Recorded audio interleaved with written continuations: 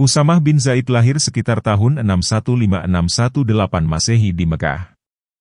Ia adalah putra dari Zaid bin Haritha dan Umm Aiman, Barakah. Ayahnya, Zaid bin Haritha, adalah seorang sahabat dekat dan anak angkat Nabi Muhammad SAW, sementara ibunya, Umm Aiman, adalah seorang pelayan setia Nabi yang telah merawat beliau sejak kecil. Usamah bin Zaid tumbuh dalam lingkungan yang sangat dekat dengan Nabi Muhammad SAW. Karena kedekatan keluarganya dengan Nabi, Usamah sering disebut sebagai hubbi, yang berarti yang dicintai. Nabi Muhammad SAW sangat menyayangi Usamah dan sering memujinya. Usamah bin Zaid dikenal sebagai salah satu panglima perang termuda dalam sejarah Islam. Pada usia sekitar 14 atau 15 tahun, ia sudah mulai ikut serta dalam pertempuran. Salah satu pertempuran pertama yang diikutinya adalah pertempuran Hunain. Salah satu peristiwa paling terkenal dalam hidup Usamah adalah ketika Nabi Muhammad SAW menunjuknya sebagai komandan ekspedisi militer untuk menyerang wilayah Balka di Kekaisaran Bizantium. Ekspedisi ini bertujuan untuk membalas kekalahan Muslim dalam pertempuran Mu'tah, di mana ayah Usamah, Zaid bin Haritha, gugur.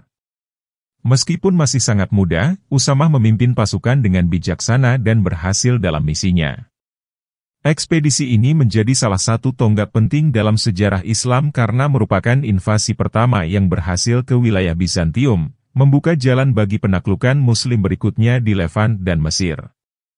Ekspedisi Usamah bin Zaid adalah salah satu peristiwa penting dalam sejarah Islam yang menunjukkan keberanian dan kepemimpinan seorang pemuda yang diangkat oleh Nabi Muhammad SAW. Ekspedisi Usamah bin Zaid terjadi pada bulan Juni 632 Masehi, beberapa bulan setelah Haji Wada, Haji Perpisahan, yang dilakukan oleh Nabi Muhammad SAW. Ekspedisi ini bertujuan untuk membalas kekalahan Muslim dalam pertempuran Mu'tah yang terjadi pada tahun 629 Masehi. Dalam pertempuran tersebut, ayah Usamah, Zaid bin Haritha, gugur bersama dua komandan lainnya, Ja'far bin Abi Thalib dan Abdullah bin Rawahah. Pertempuran Mu'tah adalah salah satu pertempuran besar antara pasukan Muslim dan Kekaisaran Bizantium serta sekutu Arab Kristen mereka, Ghassanid. Kekalahan dalam pertempuran ini meninggalkan luka mendalam bagi komunitas Muslim di Madinah, dan Nabi Muhammad SAW bertekad untuk membalas kekalahan tersebut. Nabi Muhammad SAW menunjuk Usamah bin Zaid, yang saat itu berusia sekitar 18 tahun, sebagai komandan ekspedisi. Penunjukan ini sempat menimbulkan kontroversi di kalangan sahabat karena usia Usamah yang masih sangat muda. Namun, Nabi Muhammad SAW menegaskan bahwa kemampuan dan kebijaksanaan Usamah lebih penting daripada usianya. Beliau bahkan mengingatkan para sahabat bahwa mereka juga pernah meragukan ayah Usamah, Zaid bin Haritha, yang ternyata menjadi salah satu komandan terbaik. Pasukan yang dipimpin oleh Usamah terdiri dari sekitar 3.000 tentara, termasuk beberapa sahabat terkemuka seperti Umar bin Khattab, Abu Ubaidah bin Jarrah, dan Sa'ad bin Abi Waqqas.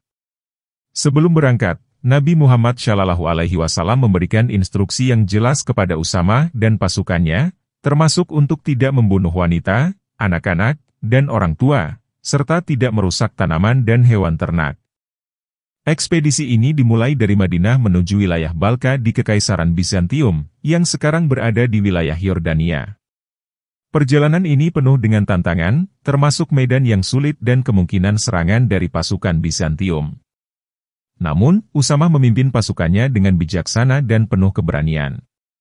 Ekspedisi Usamah bin Zaid berhasil mencapai tujuannya. Pasukan Muslim berhasil menyerang dan mengalahkan beberapa pos pertahanan Bizantium di wilayah Balka. Keberhasilan ini tidak hanya membalas kekalahan dalam pertempuran Mu'tah, tetapi juga membuka jalan bagi penaklukan Muslim berikutnya di wilayah Levant dan Mesir. Ekspedisi Usamah bin Zaid memiliki dampak yang signifikan dalam sejarah Islam. Keberhasilan ekspedisi ini menunjukkan bahwa kepemimpinan tidak ditentukan oleh usia, tetapi oleh kemampuan dan kebijaksanaan. Usamah bin Zaid menjadi contoh nyata dari pemimpin muda yang berhasil memimpin pasukan dalam situasi yang sulit dan penuh tantangan. Selain itu, ekspedisi ini juga menunjukkan pentingnya persiapan dan strategi dalam peperangan. Instruksi yang diberikan oleh Nabi Muhammad SAW kepada Usamah dan pasukannya menunjukkan bahwa perang harus dilakukan dengan etika dan moral yang tinggi, menghormati hak-hak non-kombatan, dan menjaga lingkungan. Ekspedisi ini menunjukkan bahwa usia muda bukanlah penghalang untuk memimpin. Usamah bin Zaid, yang saat itu berusia sekitar 18 tahun, berhasil memimpin pasukan besar dan mencapai kemenangan. Hal ini memberikan inspirasi bagi generasi muda Muslim bahwa mereka juga bisa menjadi pemimpin yang efektif dan dihormati. Keberhasilan ekspedisi ini memberikan dorongan moral yang besar bagi umat Islam. Setelah kekalahan dalam pertempuran Mu'tah, kemenangan di bawah komando Usamah bin Zaid mengembalikan kepercayaan diri pasukan Muslim dan menunjukkan bahwa mereka mampu menghadapi kekuatan besar seperti Kekaisaran Bizantium. Ekspedisi Usamah bin Zaid membuka jalan bagi penaklukan Muslim berikutnya di wilayah Levan dan Mesir. Keberhasilan ini menunjukkan bahwa wilayah Bizantium bisa ditaklukkan, yang kemudian diikuti oleh penaklukan besar-besaran di bawah kepemimpinan Khalifah Abu Bakar dan Umar bin Khattab. Instruksi Nabi Muhammad SAW kepada Usamah dan pasukannya untuk tidak membunuh wanita, anak-anak, dan orang tua, serta tidak merusak tanaman dan hewan ternak, menunjukkan pentingnya etika dalam peperangan. Prinsip-prinsip ini menjadi bagian dari hukum perang Islam dan diterapkan dalam berbagai konflik di masa depan. Keberhasilan ekspedisi ini juga memperkuat posisi politik Khalifah Abu Bakar yang baru saja diangkat setelah wafatnya Nabi Muhammad SAW. Dengan menunjukkan bahwa pasukan Muslim tetap kuat dan terorganisir, Abu Bakar dapat mengonsolidasikan kekuasaannya dan menjaga stabilitas di dalam negeri. Keberhasilan Usamah bin Zaid dalam memimpin ekspedisi ini juga meningkatkan penghormatan dan pengakuan internasional terhadap umat Islam. Kekaisaran Bizantium, yang merupakan salah satu kekuatan besar dunia saat itu, harus mengakui kemampuan militer dan strategi pasukan Muslim. Ekspedisi Usamah bin Zaid juga memiliki dampak yang signifikan terhadap hubungan antara umat Islam dan Kekaisaran Bizantium. Ekspedisi ini meningkatkan ketegangan antara umat Islam dan Kekaisaran Bizantium. Serangan yang dipimpin oleh Usamah bin Zaid ke wilayah Balka di Bizantium merupakan balasan atas kekalahan Muslim dalam pertempuran Mu'tah. Hal ini menunjukkan bahwa umat Islam tidak akan tinggal diam terhadap serangan atau ancaman dari Bizantium. Keberhasilan ekspedisi ini menunjukkan kekuatan dan kemampuan militer umat Islam.